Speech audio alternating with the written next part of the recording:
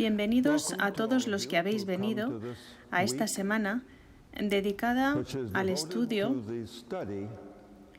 del mensaje de 1888. Lo que solemos pensar que fue el mensaje, o es, o lo que pensamos que ocurrió hace mucho tiempo en Minneapolis y después, no hay diferencia, porque nosotros no somos nadie. No creáis las palabras que tenemos que decir. No somos teólogos, ¿es verdad?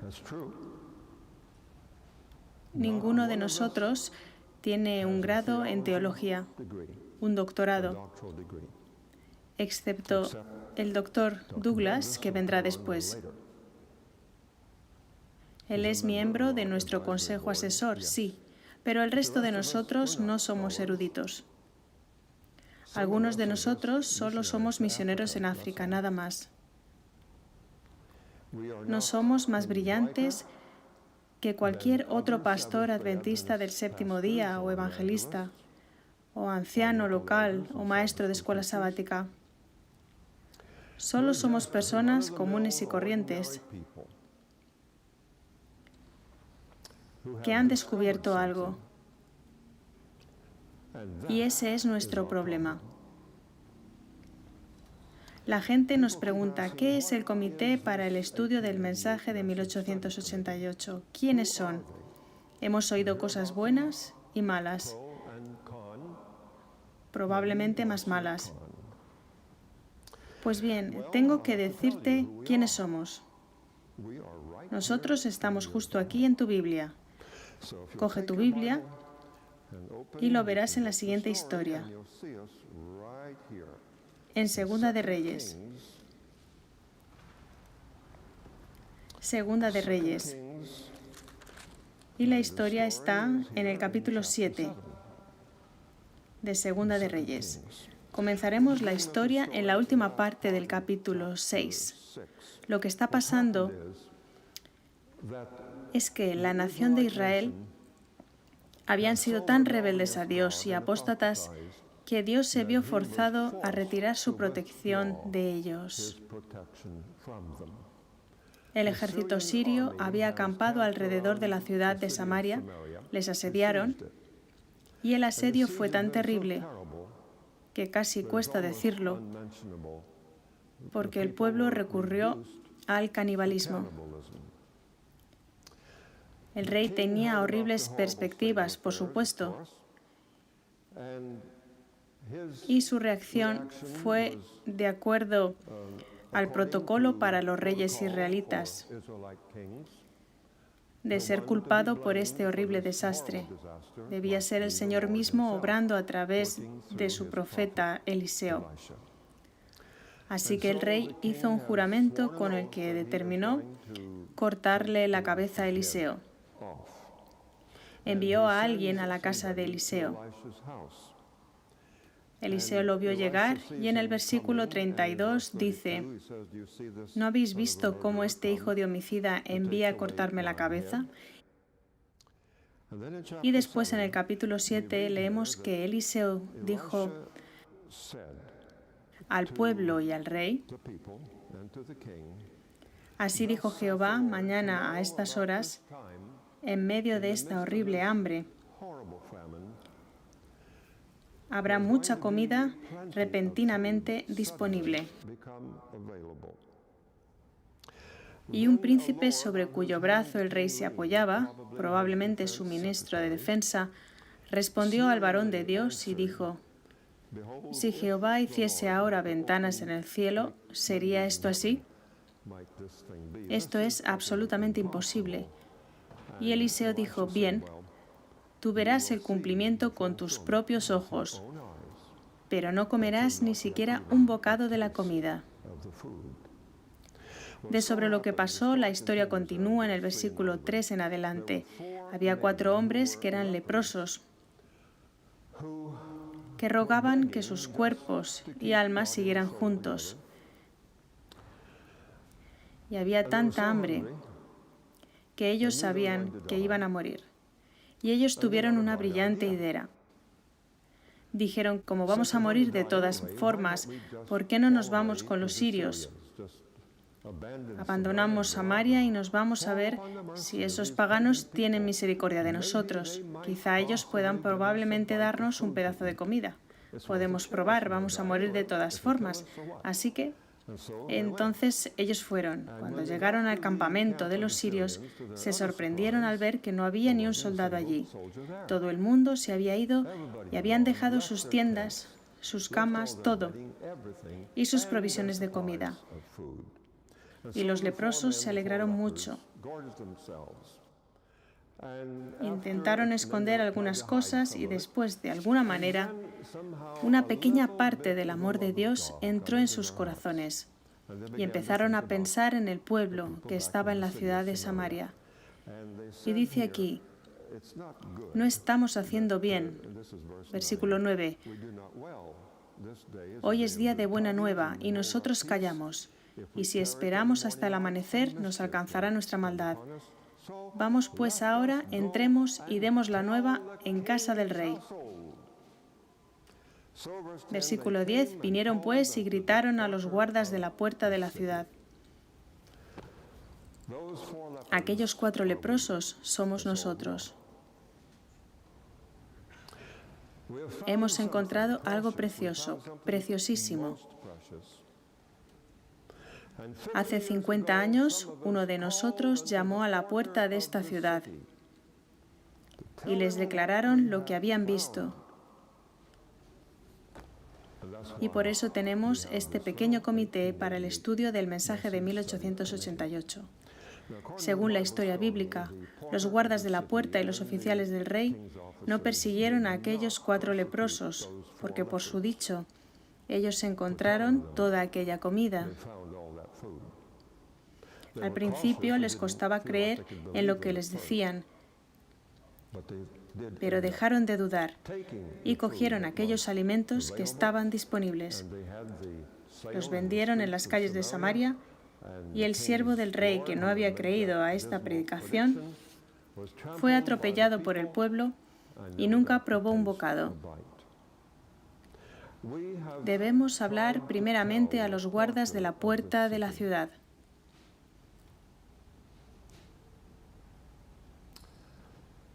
Sobre este maravilloso descubrimiento,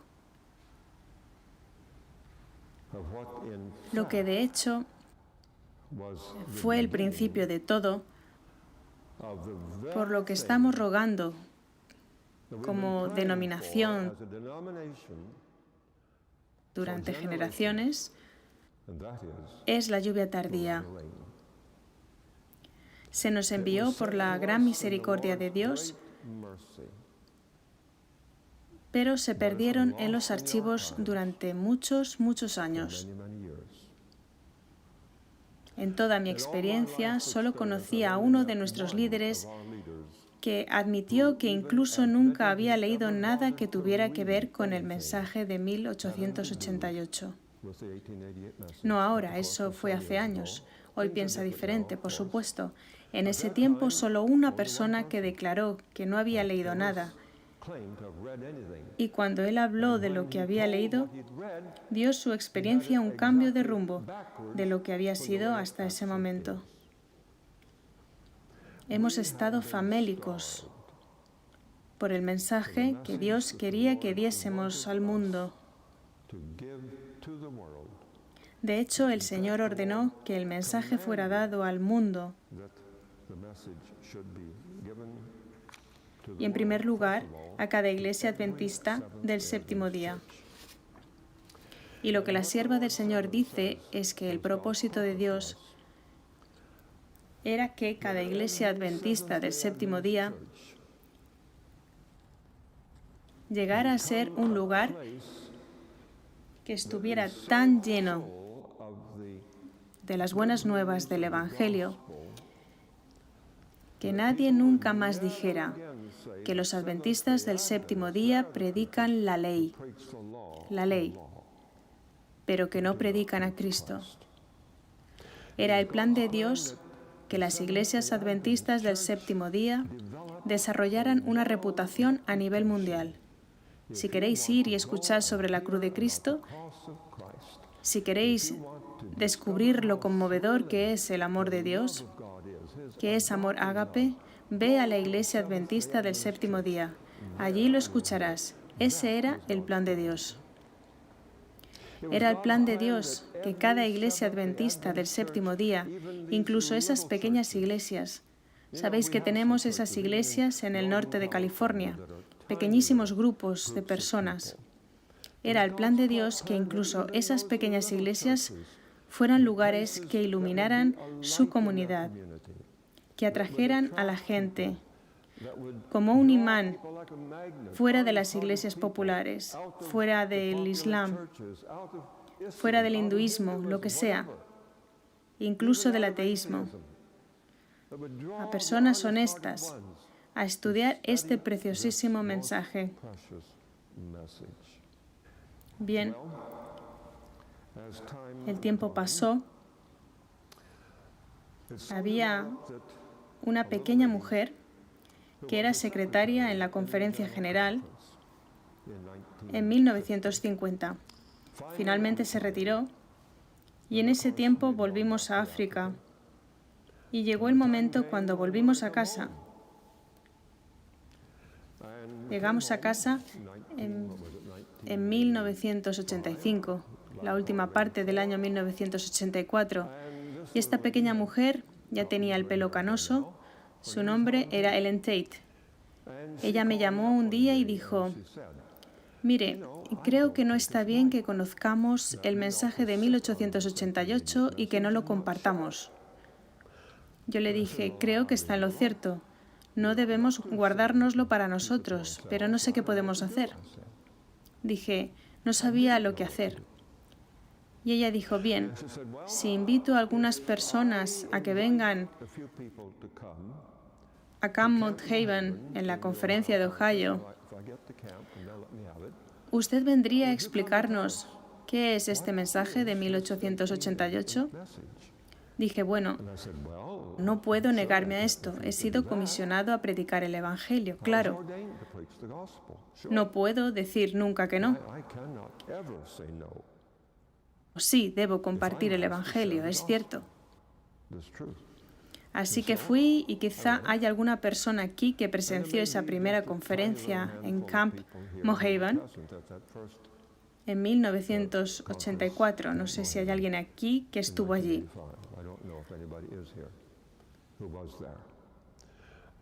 Pero las personas que fueron eran unas 125, solo por el boca a boca. Algunas llamadas de teléfono y cartas, eso es todo. Dijeron que tuviéramos otra conferencia al año siguiente. Hagamos una hoja informativa, dijeron. Y por cierto, esperaba que alguien me trajera esa caja de hojas informativas.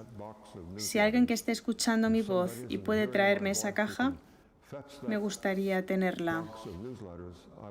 Sí, me gustaría que se pasaran.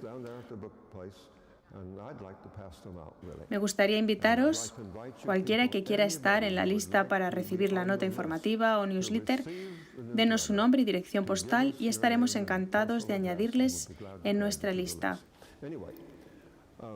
Muy bien. Así que Ellen intentó obtener el permiso de la conferencia de Ohio para que tuviéramos un lugar más grande como la iglesia de Mount Vernon, y dijeron: de ninguna manera. Estaban asustados. La sola mención de 1888 les asustó. Y Helen lo puso en oración. Era una dama que creía en la oración.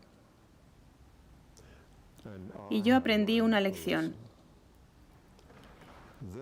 Este mensaje nunca podrá ir hacia adelante, excepto de rodillas, por la humilde oración, porque hay muchísima oposición. Ella se puso a orar y adivinad lo que pasó. La Universidad Andrews abrió sus brazos ampliamente y dijo: sois bienvenidos, venid. Y tuvimos un buen número de nuestras conferencias generales en la Universidad Andrews en los años que siguieron. Y aquí estamos hoy. Algunos me dicen, toda la idea está equivocada, equivocada, equivocada. Y son gente más sabia que yo. Y yo pienso, bien, no de rodillas. Estoy seguro que he orado miles de veces. Señor, por favor, dame los ojos de aquellos que se oponen a este mensaje. Ayúdame, Señor, para verlo como ellos lo ven. Ayúdame a ver lo que está equivocado sobre mis convicciones de este preciosísimo mensaje. Pero si volviera atrás, estaría en serios problemas, porque alrededor del mundo hay literalmente miles de adventistas del séptimo día que aman este mensaje, no de forma sentimental, en una manera superficial. Ellos han estudiado y estudiado las evidencias. Ellos ven las evidencias y creen en ello con todo su corazón. Y estoy agradecido por su existencia. Y estamos orando que un gran número, sí, por supuesto, todos vosotros, queridos, que habéis venido a pasar esta semana para estudiar este mensaje, también habéis venido para ver cuál es esta evidencia. No importa lo que pensemos o lo que digamos. ¿Qué es lo que dice la palabra de Dios? ¿Qué es lo que dice la sierva del Señor Ellen White sobre este mensaje? Y hemos apelado a la conferencia general. Por favor, hermanos, haced una cosa. Por favor, permitid que este preciosísimo mensaje vaya a la Iglesia Mundial. Y por favor, dejen que la Iglesia Mundial sepa lo que Ellen White tenía que decir sobre él. Eso es todo. Y no creo que ningún comité, ninguna conferencia haga ningún movimiento o algo. Yo creo simplemente que pueda avanzar sin obstáculos, sin distorsiones, exactamente y francamente así como fue. Y el testimonio de Ellen White es que se permita predicar y Dios obrará un milagro. Y yo creo que es posible que la obra de Dios finalice en esta generación. La gente se ríe de mí cuando les digo que yo soy un adventista del séptimo día. Y la palabra adventista, ¿sabéis lo que significa? La mayoría no lo sabe. Creen que un adventista es alguien que cree en la doctrina de la segunda venida de Cristo. Y punto. Eso no es un adventista. Buscadlo en vuestro diccionario y veréis que un adventista es alguien que cree que la segunda venida de Cristo es inminente. Y a esto se le llama la bienaventurada esperanza. Nuestros pioneros se aferraron y apreciaron el día en que verían al Señor venir en las nubes de los cielos. La revista adventista, publicó un artículo no hace mucho sobre nuestros jóvenes que decía que categóricamente los jóvenes adventistas en nuestras universidades y academias no tienen ni idea si Cristo volverá en sus días. Y yo todavía continúo diciendo que soy un adventista del séptimo día, cuyo propósito es ver la venida de Jesús en las nubes de los cielos. Llamadme fanático si queréis. Me bauticé hace 74 años y todavía amo la fe adventista. Cuando me bauticé, pensé que el Señor volvería tan pronto que no acabaría nunca el instituto. Terminé el instituto y luego fui a la Southern Union College y pensé que nunca acabaría la universidad antes de que viniese el Señor. Es algo como conducir con tu coche por la autopista por la noche. Tus faros solo pueden alumbrar la carretera que está delante unos 60 metros, nada más. Y mis luces solo pueden alumbrar solo un poco de la carretera que tengo delante. Y yo creo que el Señor puede acabar esta obra en muy poco tiempo, una vez que su pueblo esté dispuesto a cooperar con Él. Bien, la Iglesia Adventista del Séptimo Día tiene un profundo anhelo y un hambre por algo. Pero no solo la Iglesia Adventista del Séptimo Día. Compartimos un vacío en el alma común con anhelantes y exhaustivos cristianos sinceros en las iglesias evangélicas guardadoras del domingo. El pastor Rick Warren es pastor de una iglesia de 13,000 miembros en la iglesia de Saddleback, en California. Ha escrito un libro titulado La vida con propósito,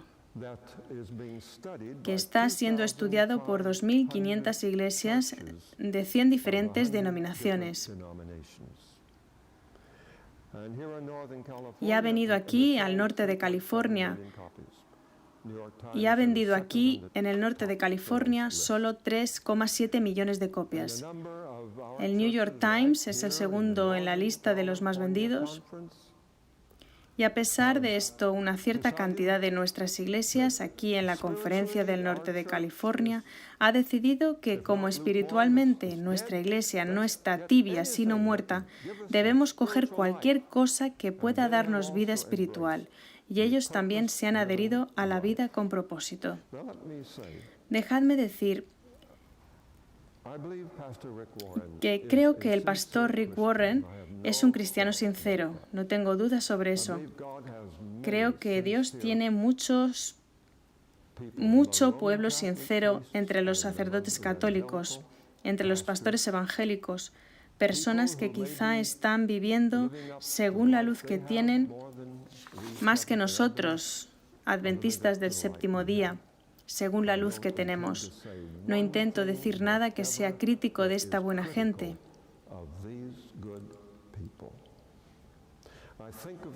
Pienso en ellos, pienso en Billy Graham. Lo conocí una vez en África, allí cuando yo era misionero. Él fue allí y conoció a un grupo de misioneros y pasamos unos momentos agradables con él. Un hombre muy agradable, buen hombre. Recuerdo algo que dijo, solía orar diciendo, por favor, Señor, envía a mucha gente hoy a la reunión. Y ya nunca ruego por eso, solo oro por una cosa. Señor, aquellos que vengan, dales que sean bendecidos. Y a eso yo dije amén. Creo que Billy Graham es un buen hombre. Pero él no sabe. El pastor Rick Warren no sabe. Charles Tander no sabe. Maxwell Carden no sabe. Y todas estas queridas personas no tienen ninguna idea sobre el cambio en el ministerio sumo sacerdotal de Cristo del primer departamento del santuario celestial al segundo departamento. Y este cambio en el ministerio sumo sacerdotal de Cristo es el fundamento de esta iglesia en todo el mundo.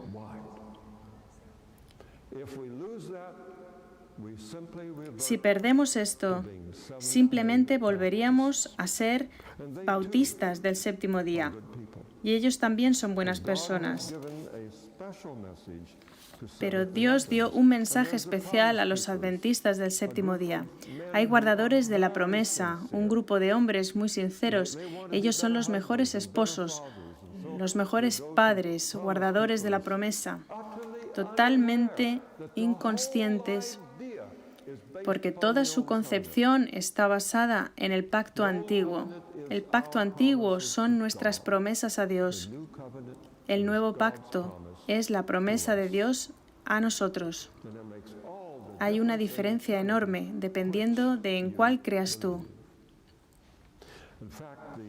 De hecho, los dos pactos fue el tema que inicialmente causó más oposición en Minneapolis y en los años que siguieron.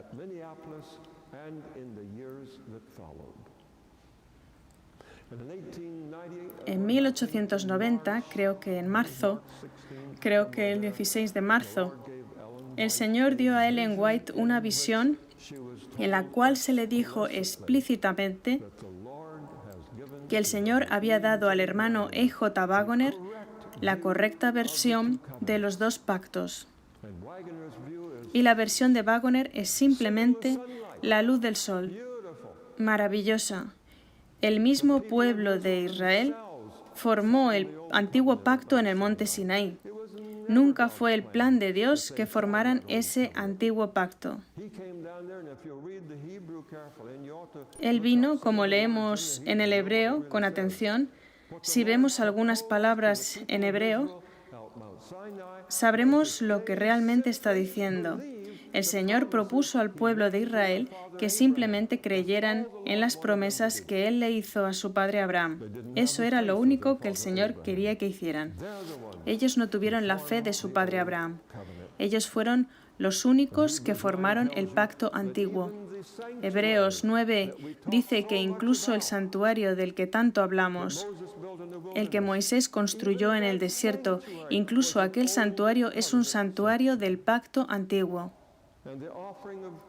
Las ofrendas que desprendían ríos de la sangre de los animales no podían ni siquiera limpiar un solo pecado. Todo era completamente inútil. Eso es de lo que está hablando el libro de Hebreos, que no había nada más que un fracaso total en la medida en que el antiguo pacto y el santuario del cual derivaba nunca hizo perfecto a nadie. Si coges el libro de Hebreos y lo lees todo con atención, bueno, vamos a hacerlo. Este es un pequeño paréntesis. Pero como la lección de escuela sabática trata de Hebreos y en unos días será sábado, quizá podamos apartarnos del tema un momento para ver algo. 11 veces en el libro de Hebreos, Pablo enfatiza el tema básico central del libro, que es vivir una vida sin pecado, en carne de pecado.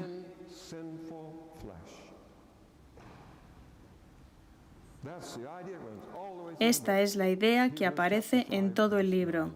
Hebreos capítulo 5, versículo 9, leemos que incluso Jesús fue perfeccionado. Versículo 14, la traducción de la versión King James es perfecto en el griego. Después capítulo 6, versículo 1, dice que dejemos las cosas de los bebés y avancemos hacia el objetivo que Dios tiene para nosotros, la perfección del carácter. Más adelante en el capítulo 7, versículo 4, si perfección significa perfección del carácter en carne de pecado caída, si fuera por el sacerdocio levítico, ya no tenemos necesidad de más sacerdotes o sacrificios, porque no funcionan. Y en el versículo 25 afirma que Cristo es capaz también de salvarla perfectamente. Eso es lo que dice en griego, quien vaya a Dios a través de él. Este es el número 6. Llegamos hasta el versículo 28. El Hijo se ha perfeccionado para siempre. Esta es la 7ª vez que se menciona. Y en el capítulo 9 y versículo 9, otra vez, él lamenta el hecho de que el servicio levítico y el maravilloso templo que Salomón construyó, todo aquello era inútil para hacer a nadie perfecto de carácter. Avanzamos al capítulo 10, versículo 1, dice lo mismo, que el día del juicio anual era inútil para hacer a alguien perfecto en carácter. Y el capítulo 11, versículo 40, todos estos maravillosos santos de tiempos antiguos que vencieron por la fe en Dios, Dios ha provisto, aunque no han recibido la promesa, Dios ha provisto cosas mejores para nosotros hoy, para que ellos no fuesen perfeccionados aparte de nosotros. Y después su oración en el capítulo 13, que esta oración sea contestada. Es tiempo ya, 2003, que la oración que hizo sea contestada. Y el Dios de paz, versículo 20, que resucitó de los muertos a nuestro Señor Jesucristo, el gran pastor de las ovejas. ¿Tienen algún mal hábito? ¿Eres alcohólico o drogadicto o adicto al tabaco? ¿Tienes algún otro pecado que te domina? ¿Pornografía quizá? ¿Algo que te arrastra hacia abajo y piensas que no hay esperanza para ti y que no podrás vencer? Pues bien, Dios que resucitó a Jesús de los muertos para salvarte para salvarte de tus pecados, por la sangre del pacto eterno, os haga perfectos en toda buena obra para hacer su voluntad. Este es el tema básico del libro de Hebreos. No he tenido la oportunidad de analizar cada palabra del libro de la escuela sabática acerca de Hebreos. Lo repasé 2 veces y no encontré nada allí sobre este tema básico del libro de Hebreos. La perfección del carácter cristiano en la carne caída y pecadora. Esto es a menudo ridiculizado. Y si tú te atreves a creer en el mensaje de 1888 y alguna vez te atreves a articular la idea de que puedes estar muy seguro de que alguien se reirá de ti en la clase de escuela sabática y te preguntará, ¿eres tú perfecto? Enséñame a alguien que sea perfecto. Y tú tendrás que bajar la cabeza porque no puedes hacer eso. Sí, la gente se ríe, lo llaman perfeccionismo. Pero es el mismo corazón del mensaje de los 3 ángeles en verdad. Bien, la razón por la que la gente se asusta de esto, que produciría perfeccionismo o fanatismo, es porque ellos temen que algunos pobres que están muy bien fundamentados de aquí arriba irán presumiendo por ahí diciendo: yo no he pecado en 10 años, soy perfecto. Es ridículo. Nunca pretenderemos ser perfectos, nunca. Siempre nos daremos cuenta de que estamos totalmente perdidos por nosotros mismos. Necesitamos la gracia de Dios continuamente. Ahora bien, ¿por qué existe este pequeño comité?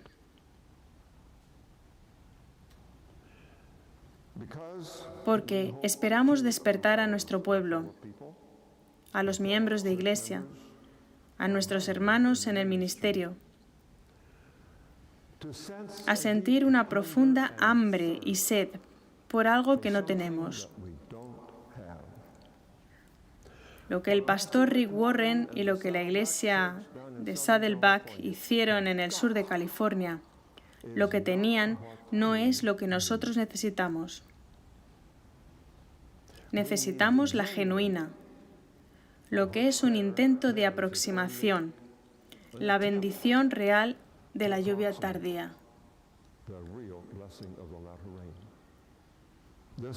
Este mensaje de 1888, y no titubeo al decir esto, es el tema más importante que enfrenta la Iglesia Adventista del Séptimo Día Mundial hoy en día.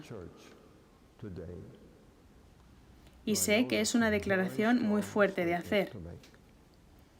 Es incluso más importante que la conferencia que ahora está teniendo lugar en Colorado sobre creacionismo versus evolución, que también es un tema muy importante. Pero este tema de un mensaje que libera de la esclavitud a pecar es incluso un mensaje más importante. Es un mensaje apasionante, es intensamente interesante. Especialmente cautiva los corazones de niños, adolescentes y jóvenes. Diréis, Pastor Whelan, ¿usted sabe de lo que está hablando? Creo que sí. Creo que sí. He visto jóvenes emocionarse con estas buenas nuevas. Por ejemplo, una pequeñísima ilustración de cómo el mensaje de 1888 es diametralmente opuesto a lo que comúnmente se cree entre los jóvenes. Y es que es fácil salvarse y difícil perderse. Encontramos a aquellos que lo niegan. Un gran porcentaje de nuestros jóvenes. La idea que prevalece casi por todas partes es que lo más duro que existe en este mundo es prepararse para ir al cielo. Es un camino cuesta arriba, duro, lleno de piedras. Es tan complicado. Pero ir al infierno es tan fácil. Solo hay que dejarse llevar. Bien, los mensajeros de 1888, Jones y Waggoner, tenían una idea diferente. Ellos enseñaron, y por favor, escuchadme bien, y he orado, Señor, ayúdame a decir esto correctamente. No quiero decir nada que sea imprudente o extremo. Quiero ser muy temperante en lo que voy a decir. Es fácil salvarse y es difícil perderse. No estoy poniendo un punto aquí. Así que por favor no salgáis por la puerta diciendo, este hombre dice que es fácil salvarse y difícil perderse. Punto. Yo no he dicho eso. Si tú entiendes y crees cuán buenas son las buenas nuevas del Evangelio de Cristo, Jones y Waggoner tenían esta idea. Y es más, Jesús apoya lo que dijeron. Jesús dijo en Mateo capítulo 11, y creo que empieza en el versículo 28, Jesús hizo un comentario sobre esto. ¿Cuántos creen en lo que Jesús dijo? ¿Estáis seguros? ¿Muy seguros? Pues aquí está lo que dijo. Bueno, voy a cerrar mi Biblia y permitidme decirlo de memoria. Creo que deberíamos memorizar las Escrituras, ¿no creéis? Venid a mí todos los que estáis trabajados y cargados, y yo os haré descansar. Tomad mi yugo sobre vosotros y aprended de mí, porque mi yugo es duro y mi carga pesada. ¿Cómo lo he hecho? Así es precisamente como muchos de nuestros jóvenes lo entienden. Y Jesús, de hecho, usó la palabra duro cuando habló con Saulo de Tarso en el camino a Damasco, quien estaba persiguiendo a la iglesia cristiana, y le dijo que si él continuaba por ese camino luchando contra el Santo Espíritu de Dios, iba a desgastar su sistema nervioso. Te subirá la tensión arterial o un fallo cardíaco o algo. Saulo de Tarso, vas a matarte a ti mismo si continúas luchando contra el Espíritu Santo. Es duro dar coces contra el aguijón. Bien, lo que dijo Jesús es bueno. Y todos vosotros dijisteis, sí, yo creo en lo que Jesús dijo, pero el problema es que Ellen White tiene la reputación por decir algo bastante opuesto. De hecho, lo que dijo Ellen White es sorprendente para muchos de nuestro pueblo. Los más jóvenes piensan que el libro más aburrido que puedes coger para leer es Testimonios para la Iglesia, los 9 tomos. Y leer a Ellen White no es lo que ellos piensan, que es para pasar un buen rato. Y ellos tienen esa idea de que Ellen White es dura, te hace sentir constantemente miserable, culpable, y ella hace que sea duro salvarse. Bien, en su pequeño libro titulado El discurso maestro de Jesucristo, la página 139, en la versión en inglés, en la española es la 117, ella dice: no debemos concluir en que el camino ascendente es un camino duro y el camino descendente es el camino fácil. Creo que lo memoricé a todo lo largo del camino que conduce a la muerte. Hay penas y castigos, hay pesares y chascos, hay advertencias para que no se continúe.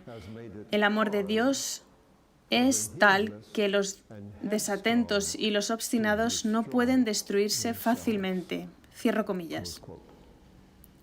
Así que el plan de Dios para su iglesia es, para cada iglesia, que sean un lugar en el que estas buenas nuevas se presenten claramente en las clases de escuela sabática, tanto si estás enseñando en las clases de los niños pequeños, adolescentes, jóvenes, a todo este pueblo, darles el Evangelio, las verdaderas buenas nuevas del Evangelio. No temáis de que la enseñanza de la verdad de lo que Cristo logró en la cruz animará a la desobediencia, a la ley de Dios. Es exactamente lo opuesto. La obediencia por la obediencia que está basada en el miedo al castigo o en esperar la recompensa no es genuino. Lo genuino es lo que se comentó anoche. 2 Corintios 5, versículos 14 y 15. ¿Sabéis lo que Pablo dice en el capítulo 5? Que la gente pensaba que estaba loco.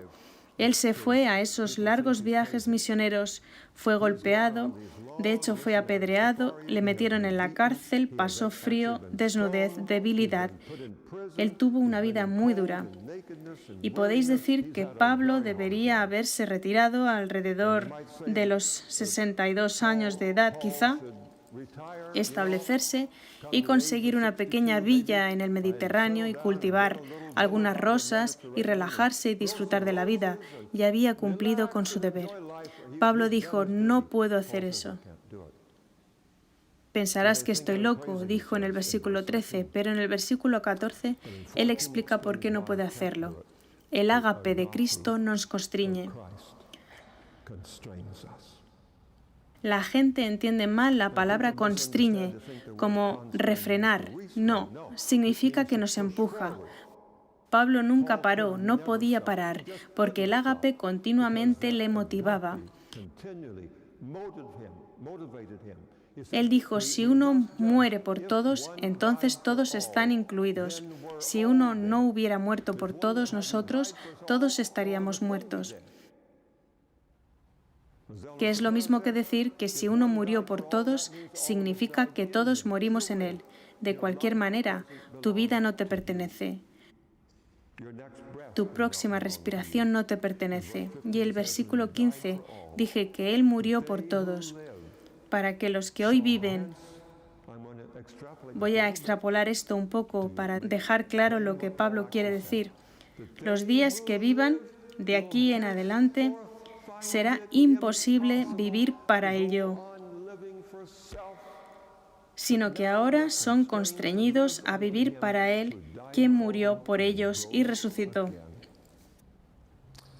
Los chicos y chicas, los niños pequeños, pueden entender esto. Los adolescentes pueden entenderlo. Las iglesias populares en las que hay muchas personas honestas pueden entender lo que es el ágape. Es una cualidad diferente del amor. Es el tipo de amor que va al infierno para encontrarnos. No hay incluso ni rastro, ni un 1% de preocupación egocéntrica en el corazón de Jesús cuando pendía de la cruz. Si estudiáis el Salmo 22, versículo tras versículo, es la oración que Él oró cuando pendía de la cruz. Y de hecho no tenía ninguna preocupación por Él mismo. Oh sí, Él murió victorioso. Los musulmanes están equivocados creyendo que su muerte fue un fracaso. Están completamente equivocados. Él murió totalmente victorioso. Pero no fue porque Él iba a resucitar e ir al cielo. Él iba a descender al infierno para siempre, pero tú y yo vamos a vivir para siempre. Eso es lo que le hizo feliz. Y cuando nosotros entendamos, incluso en un pequeño grado, lo que es el ágape, lo que le costó al Hijo de Dios salvarnos, entonces, gracias a Dios, creceremos desde esta infancia. Este egocentrismo que Pablo llama los elementos de este mundo que nos han esclavizado. El pensar constantemente en el yo, ¿Iré al cielo?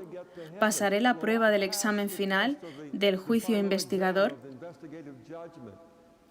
He escuchado gente diciendo, Pastor Willan, si puedo pasar por los pelos por las puertas de perla y entrar en la ciudad, seré feliz. Si duermo en la hierba, no me importa si no tengo una mansión como el apóstol Pablo, solo estar ahí dentro. Qué lástima. Este no es nuestro objetivo. Nuestro objetivo es honrar al Salvador que murió por nosotros y olvidarnos de nuestra propia recompensa. Bien, de nuevo, bienvenidos a esta semana que será corta para estudiar tan precioso mensaje.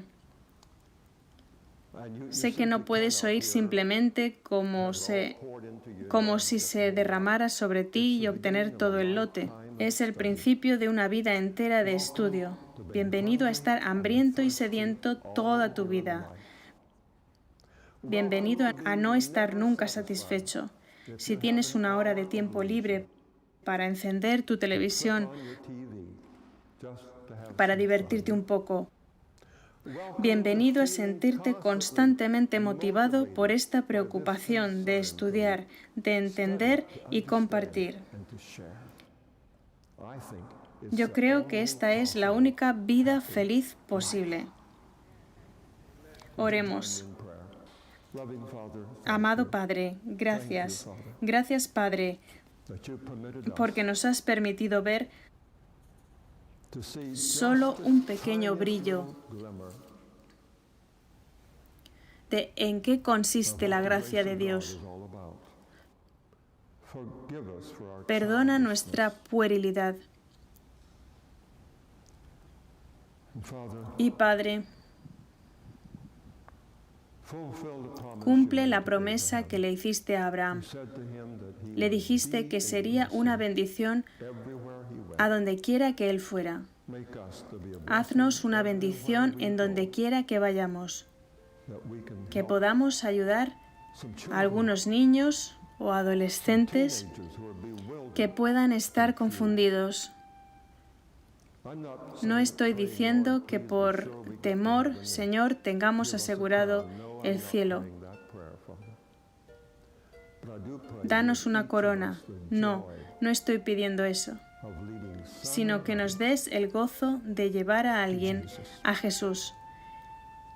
En su nombre, amén.